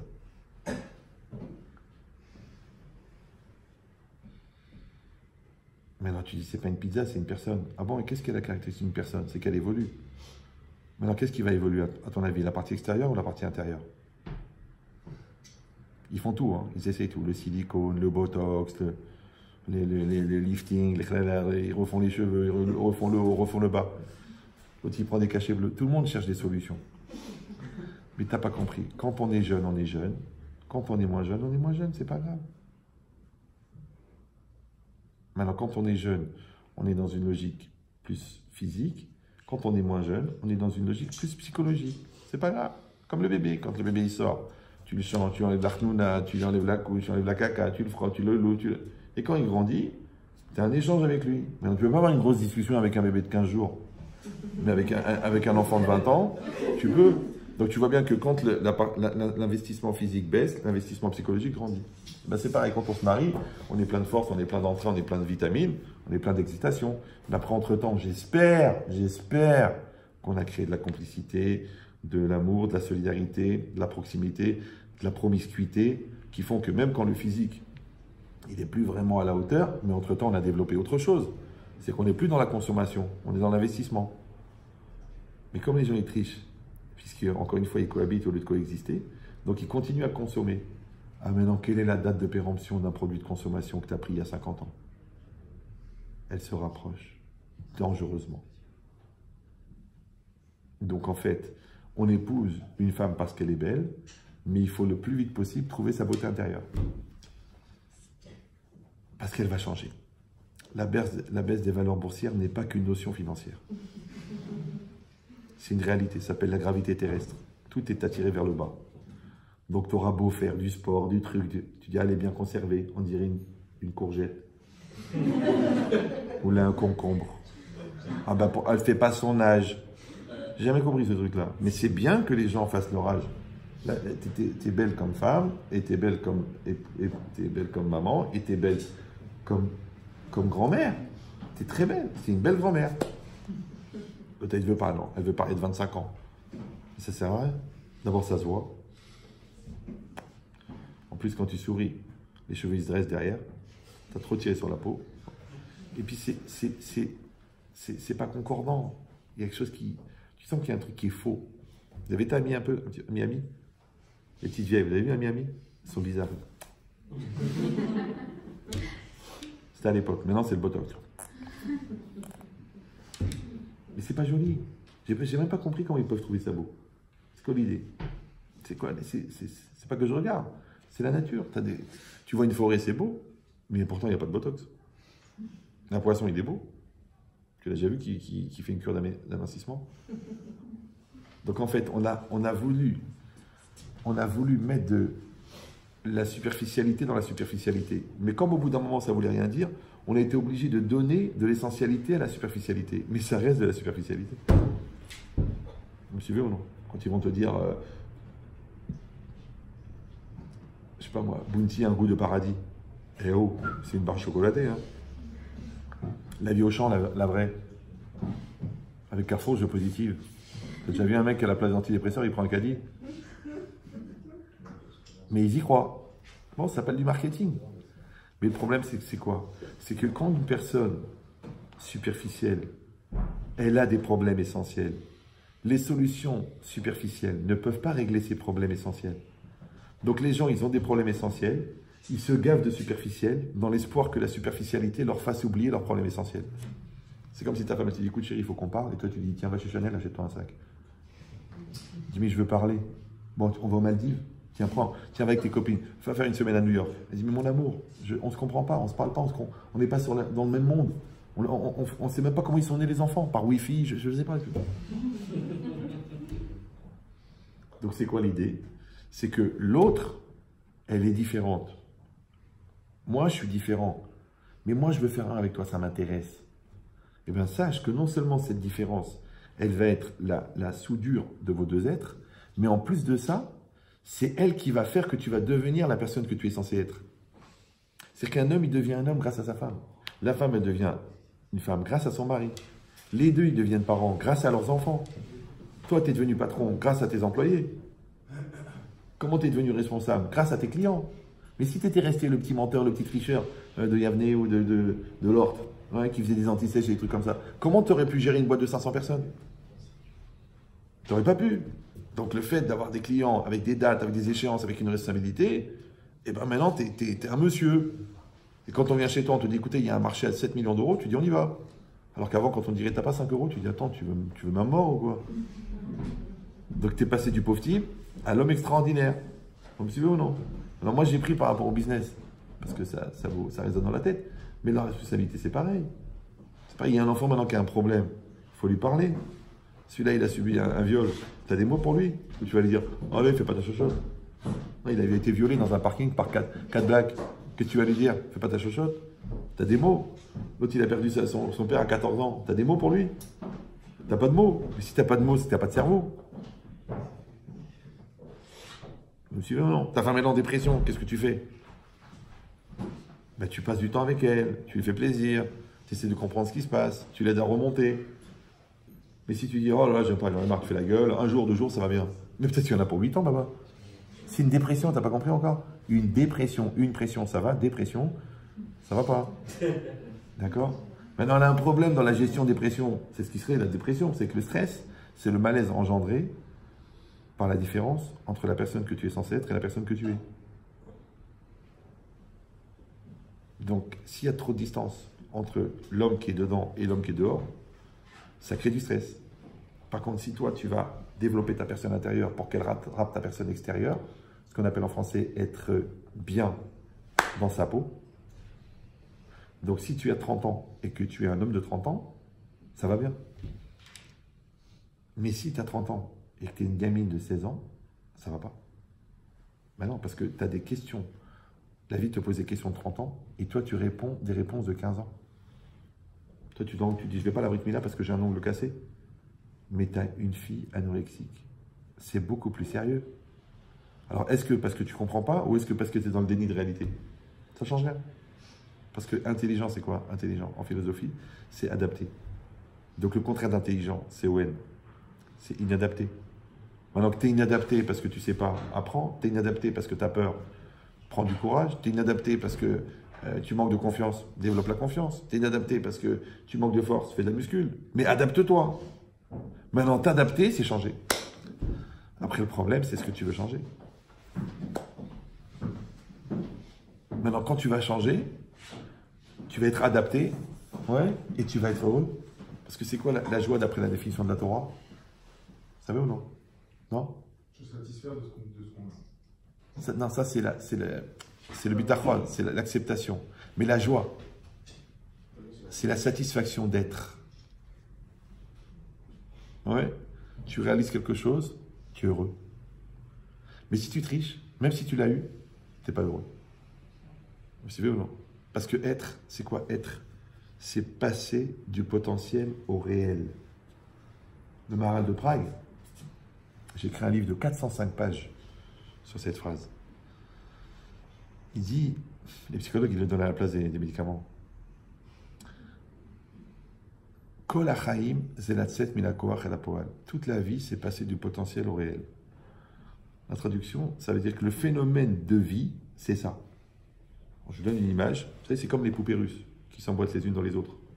Vous avez la poupée la plus profonde, qui correspond à la neshama, l'âme. Au-dessus, il y a le nefesh, le psychique. Au-dessus, il y a le physique. Au-dessus, il y a le vécu. Maintenant, toutes ces dimensions dans la personne, elles s'emboîtent. Et chacune, elle nourrit l'autre. C'est-à-dire que l'âme, elle produit une énergie extrêmement puissante qu'on appelle en éthique médicale la vie. De là aussi, elle vient la volonté. De là, elle vient la clairvoyance. De là, elle vient l'instinct de survie. Tout ça, ça vient de l'âme. Maintenant, cette énergie-là, quand elle sort de l'âme et qu'elle rentre dans le nefesh, dans le psychique, à ce moment-là, elle s'appelle la volonté. Cette même énergie, quand elle rentre dans le physique, elle s'appelle la motivation. Cette même énergie, quand elle rentre dans le vécu, elle s'appelle la détermination. Maintenant, c'est toujours la même nature d'énergie. C'est comme le courant électrique.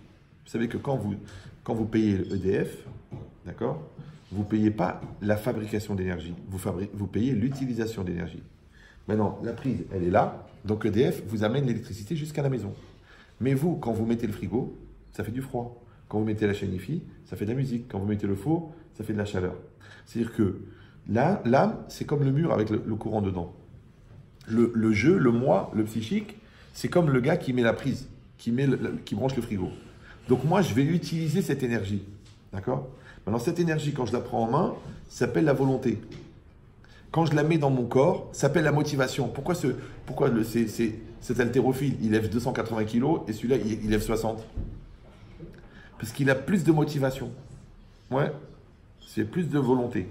Après, cette même énergie, vous la mettez dans votre projet, dans votre entreprise, dans votre couple. D'accord? Ça s'appelle la détermination. Maintenant, si moi, je n'ai pas la capacité ou l'intelligence de pouvoir transporter l'énergie intérieure vers l'extérieur, donc mon moi, parce que j'ai le moi intérieur qui est potentiel et le moi extérieur qui est réel. Maintenant, quand moi, je passe du potentiel au réel, ça s'appelle vivant. C'est ça la définition de la vie. D'accord? Maintenant, quand moi, je n'arrive pas à réaliser mon potentiel, d'accord? Comme je dis par exemple, si j'ai un moi intérieur de 8 ans et un moi extérieur de 30 ans, d'accord? Donc, je ne suis pas le même que moi. Parce que vous avez compris, il y a le moi dedans, le moi dehors. Donc maintenant, ça s'appelle en français être soi-même. Maintenant, quand moi je suis moi-même, j'existe. Quand je ne suis pas moi-même, je n'existe pas, puisque exister, c'est être à l'extérieur. Maintenant, si je n'existe pas, d'accord, mais tu dis, bien sûr que j'existe, tu me vois bien, non? Non, tu n'as pas compris. Par exemple, toi, tu dis, moi, je ne comprends pas, on ne tient pas compte de ce que je dis, on dirait que je suis invisible, le mec qui marche sur le pied, il passe devant moi, après je les appelle, ils ne me répondent pas, j'envoie des textos, ils ne me répondent pas. Je dis, mais j'existe pas ou quoi? Alors tu dis, c'est un manque de personnalité, tu n'arrives pas à t'affirmer, tu ne vas pas au bout de tes choix, tu n'as pas confiance en toi, tu n'as pas de respect de toi, tu n'as pas de maîtrise de toi, tu n'as pas fait ce travail-là que ton moi personnel, parce que c'est ça le problème, c'est qu'il est personnel, tu ne l'as pas amené à la réalité. D'ailleurs, c'est pour ça qu'en français, le mot personne veut dire personne et personne. Vous me suivez? Donc ne t'étonne pas qu'on ne te donne pas le respect qui est dû à la personne, alors qu'au fond, toi-même, tu penses que tu es personne. Alors que un, c'est unique. Dans la Torah, elle dit que chacun d'entre nous, il a une âme unique. Le psychique, il est adapté à l'âme. Ouais. Le physique, il est adapté aux deux. Le vécu, il représente les trois. Comme dans l'ordinateur. C'est quoi l'âme de l'ordinateur? Le DOS. C'est quoi le système d'exploitation de l'âme, le psychique de l'ordinateur? Le Windows. C'est quoi le corps de l'ordinateur? La tour. C'est quoi le vécu de l'ordinateur? Tous les périphériques qui permettent d'avoir un lien avec le monde extérieur. Donc on est exactement fait comme un ordinateur. Maintenant, quand tu vois qu'il y a un problème qui apparaît sur l'écran, tu crois que c'est l'écran qui est en panne? C'est l'ordinateur qui est en panne. Donc retourne à la carte mère pour voir qu'est-ce qui se passe. Vous me suivez ou non? C'est tout facile. Donc maintenant, quand la personne, elle n'existe pas, même si elle mange, elle dort, elle vit, mais elle n'existe pas. Étant donné que la joie, c'est la satisfaction d'être, et qu'en fait, en existant, je prends une énergie qui va me nourrir. Donc j'ai une satisfaction d'être dans mon travail, j'ai une satisfaction d'être dans mon couple, j'ai une satisfaction d'être dans ma Torah, j'ai une satisfaction d'être avec mes enfants. Mais si moi, attention, je produis beaucoup, mais je ne deviens personne, c'est pour ça qu'au bout d'un moment, je craque. Pourquoi? Parce que la productivité, c'est ça que la société n'a pas compris. Ouais. La productivité ne donne pas la vie. Elle nourrit la société, mais elle ne nourrit pas la personne. C'est pour ça que les Français sont les plus gros consommateurs d'antidépresseurs de toute l'Europe. 29 millions de personnes, c'est énorme. C'est que tu marches dans la rue, ouais, tu as un mec sur deux qui prend des antidépresseurs. Pourquoi? C'est normal. Et tu vas à Calcutta, tu vas à Bombay, tu vas à New Delhi, les mecs ils sont 12 dans la famille, ils vivent sur un bout de trottoir. Ils travaillent toute la journée, le soir ils ont 2 bols de riz. Ils se le partagent, ils rigolent toute la journée. Ils t'invitent à manger, le mec. Tu dis, attendez, excusez-moi. Si vous n'allez pas dormir, venez avec nous. On met paillasse par terre. Toi aussi, viens, je te laisse ma place. Là, j'étais en Israël, je parlais avec un chauffeur de taxi. Le mec, il me dit, ah, dès que je peux, je vais en Thaïlande. Je dis, pourquoi? Qu'est-ce qu'il y a là-bas? Non. Vous n'allez pas pour les mêmes raisons. D'accord? Je sais que ça fait pétaya, mais c'est pas ça du tout. D'accord? Donc, il m'a dit, tu sais pourquoi?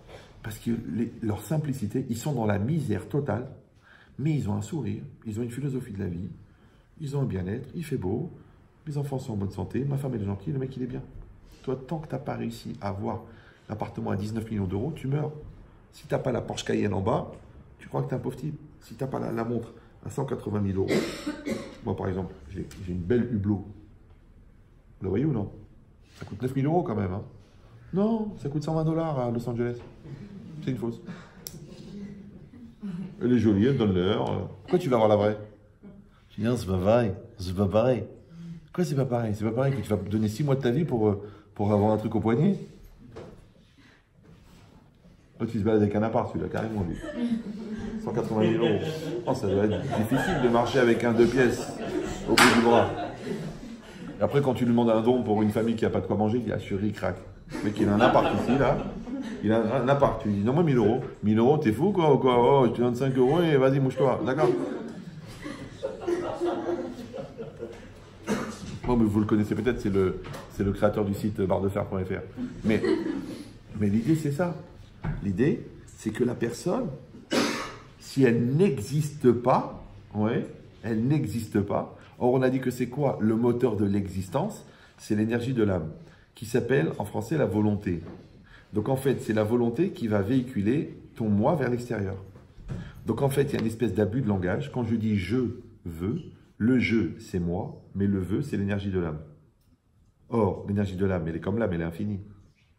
Vous me suivez ou non? Donc le jeu, il est fini, parce que le deuxième prénom du jeu, c'est quoi? C'est Capri, d'accord? Donc, quand je dis je veux, ouais, mon jeu, c'est moi, mais mon vœu, c'est pas moi. Donc ça veut dire que quand je vais mettre ma volonté dans quelque chose, je peux fabriquer de l'infini, puisque la nature de la volonté, elle est infinie. Donc si tu vas mettre ta volonté dans les mathématiques, tu vas trouver la relativité. Tu vas mettre ta volonté dans la Torah, tu vas trouver les secrets du Harizal. Tu vas mettre ta volonté dans ton couple. Tu vas faire exister le couple. Pourquoi? Parce que la volonté vient de l'âme. Or, l'âme, je vous signale, que quand quelqu'un meurt, qu'est-ce qui lui manque? La vie. Vous avez déjà vu quelqu'un mourir? Oui, non? C'est très bizarre. Moi, je suis arrivé 5 minutes après que mon père est mort. Il est chaud, il est là, tu te dis, attends, il va parler. Non, il est mort. Mais moi, j'ai parlé avec des médecins, je ne comprends pas. Le mec, il a un système sanguin, il a un système respiratoire, il a des globules blancs, des globules rouges, il a un cerveau, il a un cœur, il a tout. Comment il est mort? Tu dis, la vie l'a quitté. La vie l'a quitté, d'accord? Donc, si tu dis que la vie, c'est l'âme, d'accord? Donc, quelqu'un meurt quand son âme le quitte. Oui, non? Oui? Non, pas forcément. Parce que moi, je peux avoir une torche, pas une torche, une torche, et j'ai 3 piles très très balèzes au lithium, et j'ai une ampoule au xénon, mais entre les deux, le contact il est cassé. Et bien la pile c'est la neshama, l'ampoule c'est le corps, et au milieu il y a quoi? Il y a la personne. Si moi je n'ai pas confiance en moi, ça ne me sert à rien d'avoir de l'énergie, puisque je ne peux pas la diffuser au niveau de mon corps. Si moi je suis idiot, ça ne me sert à rien d'avoir de l'énergie, puisque je ne peux pas la diffuser dans mon travail. Si moi je suis un menteur, ça ne me sert à rien d'avoir de l'énergie, puisque je ne peux pas la diffuser dans mes projets, puisque personne ne me croit. Donc toute l'intelligence, c'est de fabriquer les relais entre mon potentiel et ma réalité pour réussir à réaliser ma personne. Mais pour ça, il faut du travail. C'est pas gratuit. Je ne sais pas si vous me suivez. C'est que non seulement il faut beaucoup apprendre, mais il faut beaucoup travailler. Parce qu'on met des années à savoir ce qu'on ne sait pas. On met des années à comprendre ce qu'on sait, et on met encore plus d'années à devenir ce qu'on a compris. Mais si déjà tu ne sais pas, si tu tombes des nues quand on te dit un ridou, je te dis attends, ben, alors là vraiment, je suis vraiment sur le... Oui, c'est ce qui te sert à réfléchir, je sais, d'accord. Non, une personne, elle doit savoir. Donc qu'est-ce qu'elle dit la Torah? Vayadarta, va chez Vota et Levavecha. Tu sauras et tu graveras dans ton cœur, tu amèneras dans ton cœur. Le cœur, c'est quoi? C'est le centre de la personne. Maintenant, tout ce que tu dis, tout ce que tu fais, tout ce que tu penses, ça vient de ton intériorité. Mais si ton intériorité n'est pas construite, c'est normal que ce que tu produis, c'est tordu. Vous me suivez ou non? Tu ne peux pas produire un produit fini, magnifique, avec des ouvriers de babak par terre en train de taper sur des tôles. Donc si tu fabriques de la haute technologie de haut niveau, c'est que tu as un laboratoire de recherche et développement incroyable. Et bien ton laboratoire de recherche et développement, il est là. C'est pour ça que les gens ils sont toujours tentés par le travail manuel, parce qu'ils ont l'impression qu'ils ont moins besoin de réfléchir. Le problème, c'est que toi, tu veux moins réfléchir, donc tu travailles plus. Maintenant, combien il faut vendre de pizza pour gagner 1 million d'euros? Donc le mec qui travaille dans la finance, il vend rien, il vend une tendance. La tendance, elle n'a pas de réalité, et pourtant, en royalties cette année, stock option, 1 million d'euros. Mais comment t'as fait? Ah, j'ai rien, j'ai joué sur le dollar. Mais il n'y a rien, t'as raison. Donc tu vois que moins il y a de matière, plus il y a de bénéfices. Le problème, c'est que l'antimatière, elle est là. Et la matière, elle est là. Donc où tu vas être dans la matière, ou tu vas être dans l'antimatière. C'est exactement pareil. Est-ce que ta femme, c'est de la matière, ou c'est pas de la matière? Si c'est de la matière, c'est un début. Tout ce qu'un début a une fin. C'est une loi mathématique. Donc, dès que tu te maries, tu sais que tu vas te lasser. Donc, il faut que très très rapidement, tu apprennes à aimer la personne moins que son corps. Mais si tu aimes que le corps, tu vas te lasser. Après, tu vas voir l'oral, tu vas dire, écoutez, j'ai rencontré quelqu'un, elle a exactement ce que ma femme n'a pas. Alors, je vais vous expliquer comment ça marche comme ça. On va vous éviter de faire des grosses bêtises. Ça, c'est une bouteille. Vous la voyez ou non? Si vous ne la voyez pas, il faut acheter un chien. Donc, un chien d'aveugle. Ouais. Donc, il est 10h15 déjà. Vous êtes bien là ou vous êtes à la limite de m'insulter? Ça va? Donc, c'est une bouteille. Écoutez bien. Là, on va faire 2 ans de thérapie. Là. Écoutez bien. Cette bouteille, elle est neuve. Elle est fermée. Elle est pleine. Il y a marqué 1 litre. Combien elle contient? Je vais peut-être baisser le niveau. Donc, je répète. Elle est neuve. C'est une bouteille d'Evian. Il y a marqué 1 litre. Combien elle contient? 1 litre. Attention. Si j'ouvre la bouteille et je la verse dans une bassine, il y a combien d'eau dans la bassine? Je la vide entièrement. Parce qu'il y a toujours des petits malins qui vont me dire oui, je la vide entièrement. Il y a combien d'eau dans la bassine? Allez, attention, là ça devient vicieux. Écoutez bien. Combien, quand j'ai versé l'eau dans la bassine, combien il manque dans la bouteille? 0.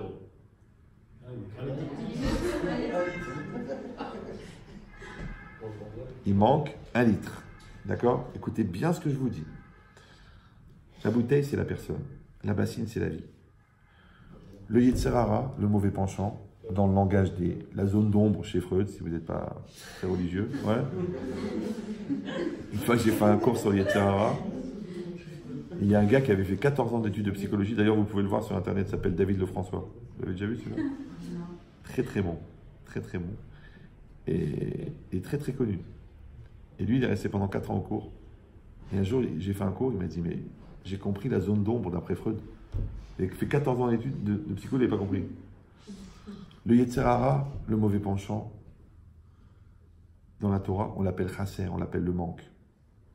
Maintenant, quand toi, attention, tu as l'eau, tu sais que cette eau-là, elle correspond à ce qui manque dans la bouteille, puisque tu l'avais vidé de la bouteille. Maintenant, quand toi, tu as un manque dans ton couple, par exemple, ton mari ne te donne pas de tendresse, qu'est-ce qu'il va faire, le Yetzer Hara? Il va t'envoyer un collègue de travail super tendre. Ta femme, elle a du mal à faire des compliments. On va t'envoyer une collègue de travail qui fait des compliments.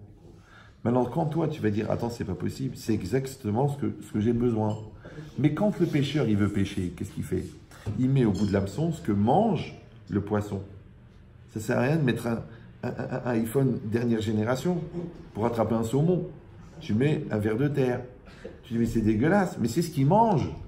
Ça veut dire que le Yetzer Hara, il va te mettre devant toi exactement ce qui te manque. Vous suivez ou non? Maintenant, celui qui connaît ses manques, il sait sur quoi il va être éprouvé. Premièrement. Deuxièmement, comment ça se fait que c'est exactement ce qu'il te faut? Bon, les mecs, ils me disent, écoutez, Rabbi Chetrit, je sais que vous allez me dire en tant que rabbin que c'est interdit. Mais, Rav, tout ce que j'ai trouvé comme défaut chez ma femme, j'ai trouvé des qualités chez cette femme. Ok, elle est mariée, ok, elle est feuge, ok, elle a 4 enfants, ok, j'en ai 5, mais j'ai pas le droit au bonheur? C'est mon âme sœur.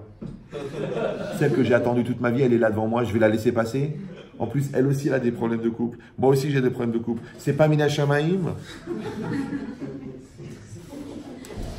Je dis, je crois que c'est Mina Satanim. Parce que le Yetzer Hara aussi crée des couples. C'est vrai, non? Toujours, tu te demandes pourquoi les patrons, ils emploient une secrétaire avec des qualités morales incroyables. À quoi ça sert? L'autre, elle répond au téléphone, de toute façon, les clients ne la voient pas. Pourquoi ils ont besoin de prendre une star? C'est le début. C'est vrai, non? Donc, c'est quoi l'idée? Tu veux qu'elle ait une jolie voix, c'est pas grave si elle pèse 140 kilos. Tu dis non, il faut que ça soit agréable à regarder. C'est le début. Encore et encore. Donc, c'est quoi l'idée?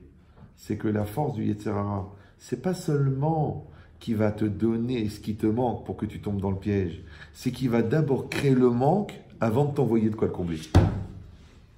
C'est comme si tu prends un objet et tu le mets dans le moule d'où il est sorti, et tu dis « Oh, mais attends, ça colle pile !» Mais t'es brêle ou quoi, toi? C'est-à-dire que si toi, tu connais tes manques, d'accord? Par exemple, si toi, tu manques de confiance en toi, tu sais qu'il y a des gens qui vont abuser de toi, c'est normal. Tu les fabriques, tu les génères. Ouais. Si toi, tu es menteur, automatiquement, tu vas rencontrer des gens qui vont te croire, parce que c'est ton épreuve. Si toi, tu es un voleur, automatiquement, tu vas rencontrer des pigeons. Après, tu dis, mais comment je vais faire pour me retenir? Attends, le mec qui vient chez moi, il me dit, écoute, j'ai 80 000 euros, je sais pas quoi faire avec. Je vais te trouver une solution, papa. On va te refaire toutes les fenêtres pour 1 euro. Oh, extraordinaire. Juste, tu fais un premier versement de 80 000. Super. C'est en sortant de chez toi qu'il se rappelle qu'il n'a pas de maison. D'accord. Donc c'est quoi l'idée?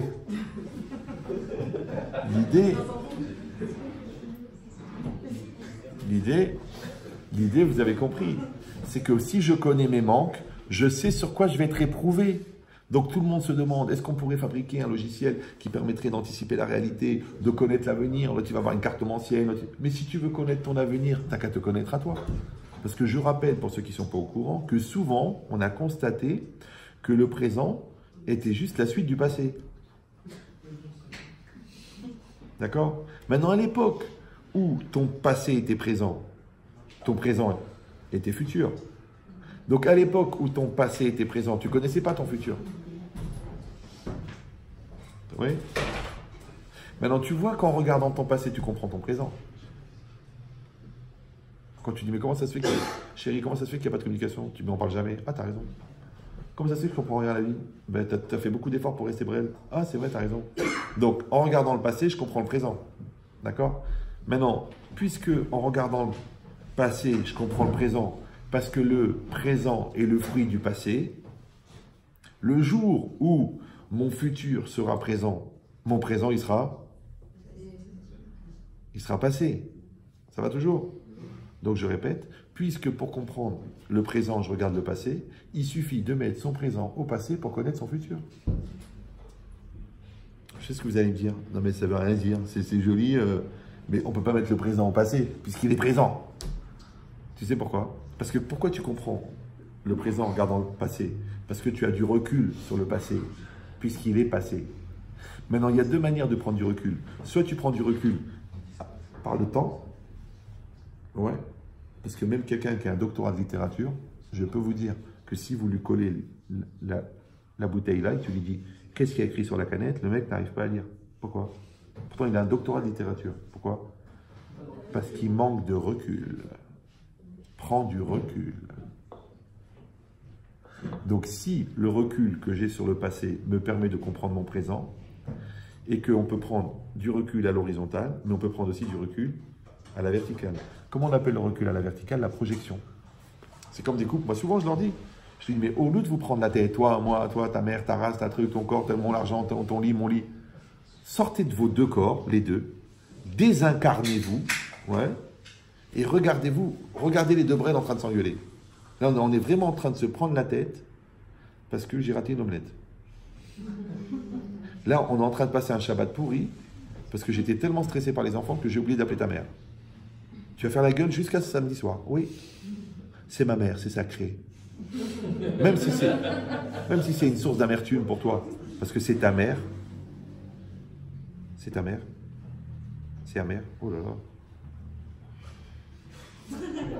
Mais ça reste ma mère.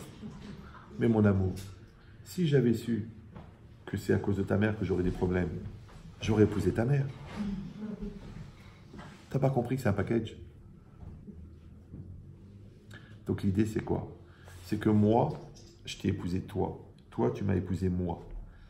Maintenant, puisque nos problèmes, ils viennent ou de toi ou de moi, il faut qu'on réussisse à être ni toi, ni moi. Alors tu dis, mais si on n'est ni toi ni moi, on est qui? Alors je te dis, on est nous. Ça veut dire en français que notre couple, il doit être prioritaire sur nos intérêts personnels. C'est pour ça qu'il y a une phrase de Ben Chetrit aussi très très connue qui disait, pour atteindre un amour commun, il faut détruire deux amours propres. T'es prêt ou t'es pas prêt? Tu dis non, non. Moi l'amour propre, j'y tiens. Alors t'es condamné, et en deux mots. Mais si tu dis, tu sais quoi? C'est pas grave. Mon orgueil, je le mets de côté. Mon égoïsme, je le mets de côté. Ma bêtise, je la mets de côté. Ma psychorigidité, bien que c'est de famille, je le mets de côté. D'accord? Tu vas pouvoir avancer. Mais si tu dis non, non, non, non, tu commences toutes ces phrases par moi, mais tu vas finir président, toi. Mais si tu t'oublies, moi je m'oublie pour le couple. Toi, tu t'oublies pour le couple. Donc maintenant, on a créé un intérêt commun qui n'est pas pollué par notre individualité. Donc on va aller très loin. Mais si chacun il se met en avant, il tire la couverture, je rappelle que quand toi tu tires la couverture, l'autre il a froid. Donc elle fait la gueule. Après quand elle tire la couverture, c'est toi qui as froid. Donc tu fais la gueule. Alors, tu dis oui mais comment on fait alors? Et si on tire les deux la couverture, les deux ont froid? Qu'est-ce qu'il faut faire? Eh bien il ne faut pas tirer la couverture. Il faut se serrer. C'est comme ça que les enfants ils naissent. Mais c'est tout le temps en train de dire ouais, tu dépenses trop, c'est mon fric, de toute façon, tu habites chez moi, j'ai eu la pitié de t'épouser, mais je réfléchis. Ben, c'est ça l'idée. L'idée, c'est que la seule manière que la pâte ne devienne pas chametz, c'est de travailler la pâte. Travailler votre couple. J'en ai marre de recevoir des brèves. Je suis fatigué. Je suis fatigué de l'infantilité des gens de 50 ans. Ouais. Travaillez votre couple. Occupez-vous de vos enfants. Ne dites pas ils sont dans une bonne école. Occupez-vous-en. Il faut suivre un programme. Il faut travailler avec eux. Il faut installer les logiciels. La gentillesse, la douceur, la finesse, l'honnêteté. Il faut tout installer. Tu dis non, mais c'est dans le sang. Il n'y a rien dans le sang. Il faut leur apprendre à lutter contre leurs intérêts. Il faut leur apprendre la solidarité entre frères et sœurs. Il faut leur apprendre à se mettre de côté. Il faut qu'ils aient des projets plus grands qu'eux. Il y a tout un programme. Tu dis, mais si je l'ai déjà fait moi, je dois le refaire avec eux. Tu dois le refaire avec eux. Et je vais dire mieux encore. Quand tu le refais avec eux, il y a certains domaines qu'en fait tu vas faire pour la première fois. Mais oui, puisqu'on a dit que tes enfants, ils héritent de tes qualités, mais ils héritent aussi de tes lacunes. Donc les enfants, ils deviennent l'occasion pour les parents de devenir la personne qui n'ont pas été, et l'occasion pour le couple de devenir le couple qui n'a pas été. Parce que des fois, le couple, il est individuel, et maintenant, l'enfant, il a un problème. Maintenant, les parents vont être obligés d'être solidaires. C'est un problème de maladie, c'est un problème de confiance en soi, c'est un problème d'anorexie. Mais maintenant, il faut qu'ensemble, on fasse une stratégie. Donc toi, papa, tu vas être la structure et moi, je vais être la tendresse. Après, quand l'enfant il va se rebeller contre la structure, moi, je vais le recharger avec la tendresse. Et quand il va profiter pour se foutre de moi parce que je suis la tendresse, toi, tu vas revenir avec la structure. On travaille en solidarité. Et bien, bizarrement, la solidarité qu'on a développée pour aider l'enfant à sortir de son problème, c'est la solidarité qui manquait à notre couple. Or, comme la solidarité ne peut exister qu'entre deux personnes qui existent, donc c'est souvent parce que j'existe pas que tu n'arrives pas à exister avec moi. Parce que comment veux-tu coexister avec quelqu'un qui n'existe pas? Donc du coup, je vais être obligé, attention, d'exister pour pouvoir coexister. Et toi, tu vas être obligé de m'encourager à exister pour que j'existe avec toi. Donc en même temps, tu vas régler mon problème personnel d'existence. Donc maintenant, j'existe, on crée un couple, on est un couple et on est des parents. Mais, je répète, il faut travailler. Arrêtez de regarder des séries, de croire que parce que vous avez lu, vous êtes abonné à Psychologie, du coup vous êtes devenu intelligent. Ouais. Arrêtez les phrases toutes faites, ou l'horoscope. Il faut travailler. Il y a la merde dans la maison, il faut nettoyer. Il y a des problèmes, il faut en parler. S'il faut faire une thérapie, faites une thérapie. Mais il ne faut pas rester comme ça. Parce qu'à un moment, et ça maintenant je le dis dans chaque cours, le réservoir de patience n'est pas infini. Et malheureusement, tu abuses, tu pèses sur la gueule de l'autre. Et le jour où l'autre te dit c'est fini, j'en peux plus, c'est là que tu dis je suis prêt à changer. Alors pourquoi t'attends qu'il n'y ait plus d'espoir? Pourquoi t'attends que l'autre il meure pour faire les massages cardiaques? Pourquoi t'attends qu'il ait un AVC pour faire un régime? Mais il est mort. T'as compris? Il est mort. Donc si t'es un peu malin, tant que l'autre il est vivant, tant que toi tu es vivant, tant que le couple il est vivant, faites-vous plaisir, donnez-vous des moyens, allez au bout des discussions, atteignez des résultats, ayez des satisfactions, développez votre spiritualité, soyez en communion dans vos choix, ayez des projets communs. Et là, il ne va pas arriver le réservoir de patience vide, puisque vous avez continué à alimenter la joie de vivre. Vous me suivez ou non? Donc quand tu alimentes ta joie de vivre, il n'y a pas de dépression. Quand tu alimentes ta spiritualité, tu n'as pas une crise d'existentialisme. Oui. Quand tu as une relation bonne avec le divin, c'est pas parce que tu as perdu ton père que tu dis Dieu n'existe pas. Parce que tu as une relation qui est forte. De la même manière, quand tu es bien avec l'autre, c'est pas parce qu'elle a vieilli que ça change. Pas parce qu'elle a grossi que ça change. Pas parce qu'elle est fatiguée que ça change. Mais si toi tu vois que ça change en fonction du physique de l'autre, c'est que tu es un consommateur. Et c'est vrai qui c'est qui garde une banane qui est tournée, tu ouvres le frigo, tu vois, oh, elle est toute noire. Mais cette banane, elle t'a donné 5 enfants.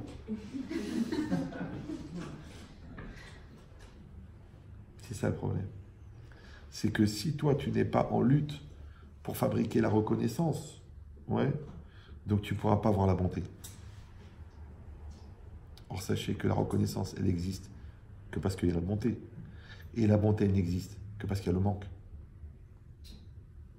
Donc le manque, c'est négatif ou positif? C'est positif.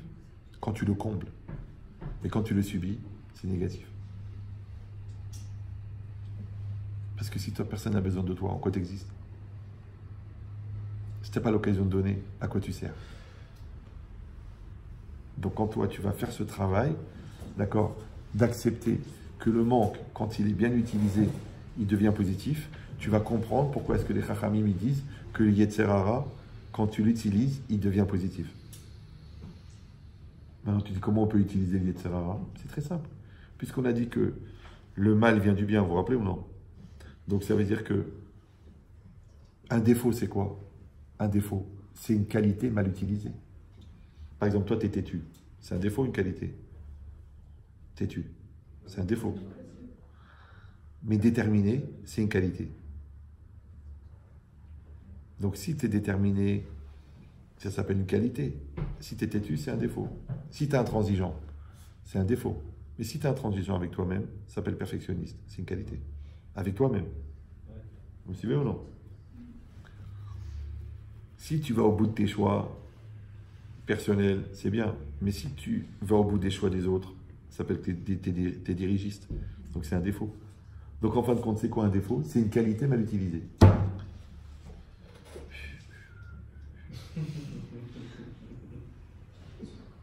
C'est vrai. Même un échec, tu sors grandi d'un échec. Ça s'appelle une expérience. Ou tu rentres dans une logique d'échec et tu t'enfonces de plus en plus. C'est comme tu veux. Donc toute l'idée, c'est ça. L'idée, c'est que le bien, c'est bien et le mal, c'est optimisable. Donc il n'y a plus de mal. C'est toi qui décides. Ou tu dis non. Tu dis non. Tout ça, ça n'a aucun sens. Je suis mal dans ma peau. D'ailleurs, je bois parce que je suis stressé. Je fume des joints parce que j'arrive pas à assumer. Je me déchire à la vodka avec mes copains parce que j'ai besoin de passer des bons moments. Bien que le lendemain, tu te demandes si tu es vivant ou tu es mort. Ouais. Toi, tu es obligé de te mettre toute nue pour avoir l'impression d'être belle parce que tu crois quand on te regarde. Ouais, on voit quoi? Un shawarma. Mais quel est le sentiment du shawarma quand il est en train de tourner et que tout le monde le regarde? Comment tu te sens dans le rôle du shawarma? Que tout le monde dévore des yeux en attendant de pouvoir dévorer physiquement. Et toi, tu veux le respect de la personne alors que tu te considères comme un shawarma? Tu n'es pas un shawarma. C'est ça la pudeur. Pourquoi la Torah demande la pudeur? Même pour les hommes. Tu sais ce que c'est la pudeur? La pudeur, c'est le droit d'avoir une intériorité. Parce que qui c'est qui s'intéresse à l'intériorité de la vache? Puisqu'elle n'en a pas.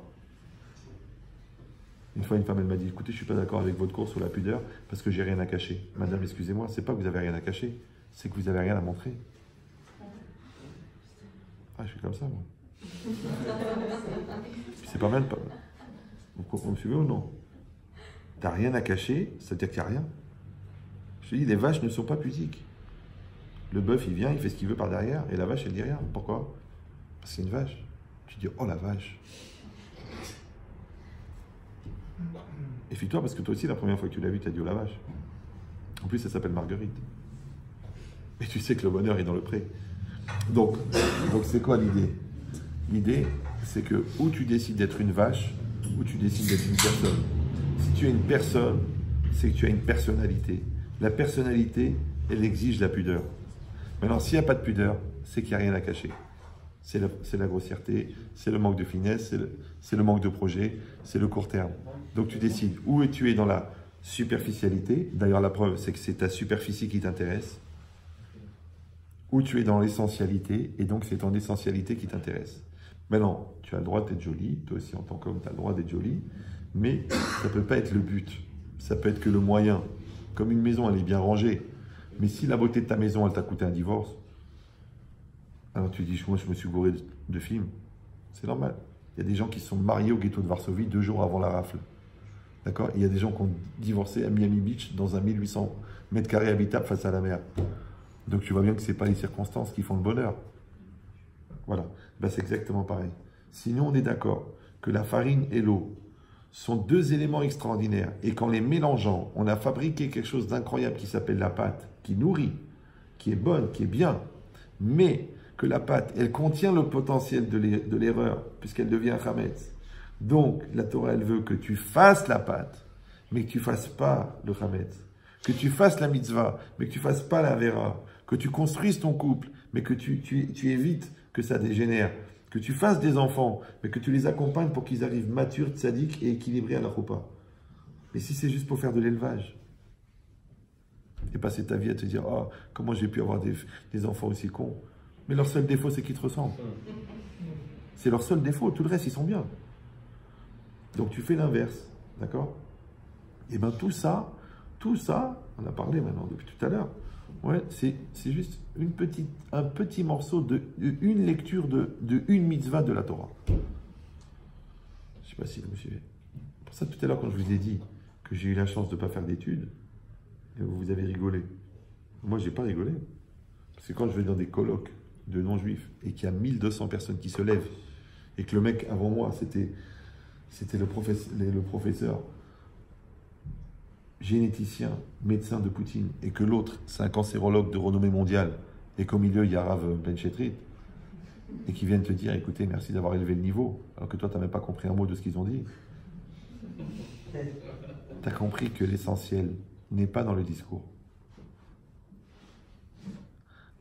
Il faut la connaissance.